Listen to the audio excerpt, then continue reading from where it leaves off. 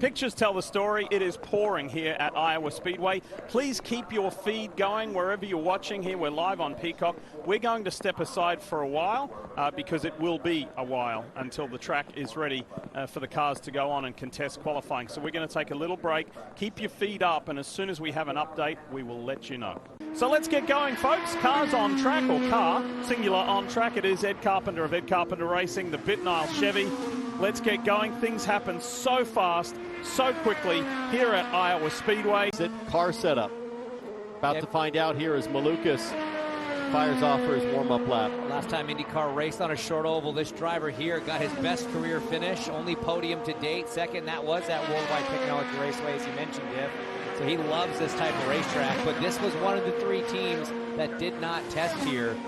So only an hour and a half of practice yesterday to get ready for a difficult qualifying and 2 full race distances. That was truly a coming of age for David Malukas. You remember how he was mixing it up with Joseph Newgarden and Scott McLaughlin? Totally not phased. Whoa, big wiggle. That'll phase him. Wow. Good catch. Good catch. Kept his foot in it. Not a full lift through 3 and 4. Just modulating the throttle there. Let's see what it looks like on the stopwatch. How much does he go for it here? Malukas down to the apex. That's where trouble was. It looks a little bit more stable.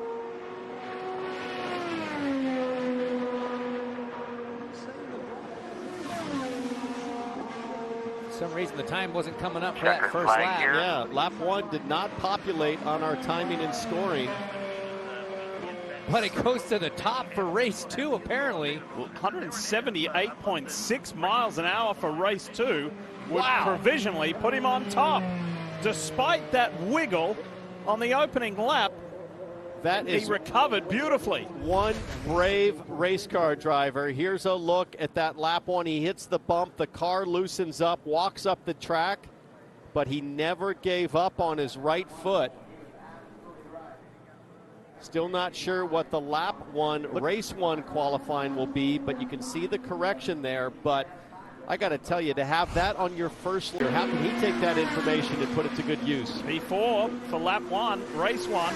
When you think of ovals and bravery, you can put this guy together big time. This guy's been owner of some... Oh, that was our first big wiggle down in turn 3. That almost got away from VK. But kept his foot in it, and P4 again, so provisionally 4 for both. For a driver that, like I was saying, has a penchant for some pretty impressive and brave pass moves.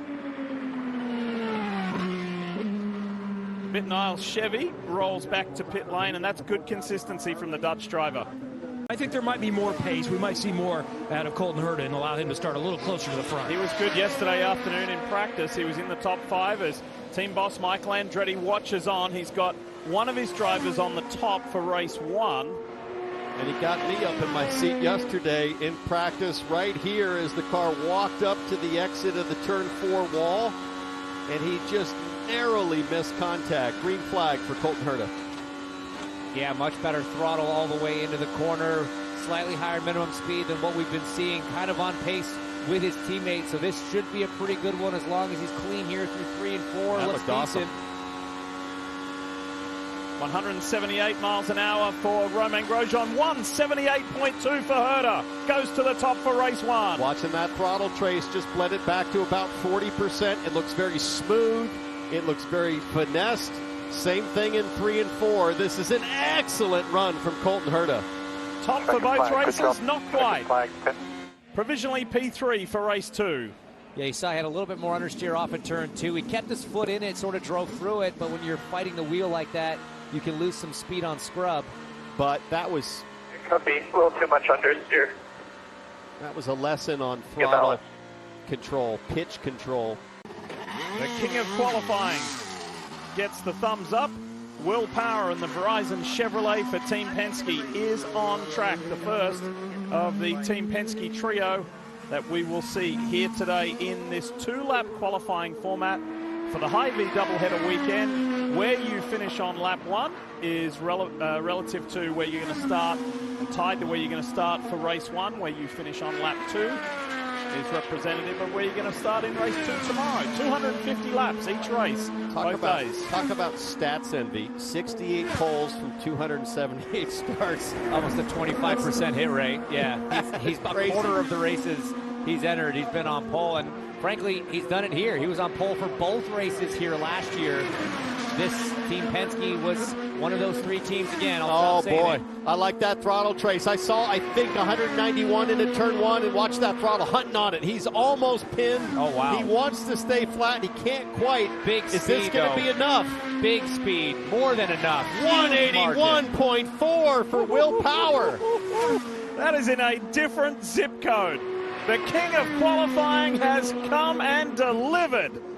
Oh my goodness. So that's 1 provisional pole. Can he get 2? To the top, you betcha. All right, good job. Goes even faster, lap 2. With a margin that is humbling for the rest of the field. He has 3 miles an hour on the field in race 1, and basically 3 miles an hour in race 2. So silence for the rest of the field, the rest of the grid. And if you're a Team Penske teammate, you're going, okay, tighten my belts, hold my beer. This year, it was so unusual not to have seen Will Power win a P1 and NTT P1 pole position this year. And then he doesn't just win 1, he wins 2. Well, I'll tell you what, it's been a while since we said Team Penske Smackdown, but it is back in full force. 1, 2, 3, Team Penske and Chevrolet getting it done. Scott Dixon, the next team manufacturer and driver outside of that Team Penske juggernaut, to get it done there in 4th. Yeah, you got to give props to Dixon for throwing it up there. David Malukas, a strong result there alongside the 2022 Indy 500 champ. Devil DiFrancesco for Andretti Steinbrenner, a strong effort. And remember, what we're showing you are the starting positions for race 1. Today, race 2 tomorrow. You'll see the first 250-lap race at 3 p.m. Eastern today on NBC. Coming from a little further back at Carpenter, I think will be very strong in race trim. Alexander Rossi and Felix Rosenquist, huge surprise there, given the fact that their teammate Pato O'Ward is all the way up in 5th. So they'll have to work together to try to get to the front. You see Connor Daly there filling in for Simon Pagenaud for now in the 60 alongside Callum Ilott, who was just 1 spot ahead of rookie teammate Augustine Canapino. And then you see the AJ Foyt entries and Stingray Robb filling out the back row and a half for race 1 here at Iowa.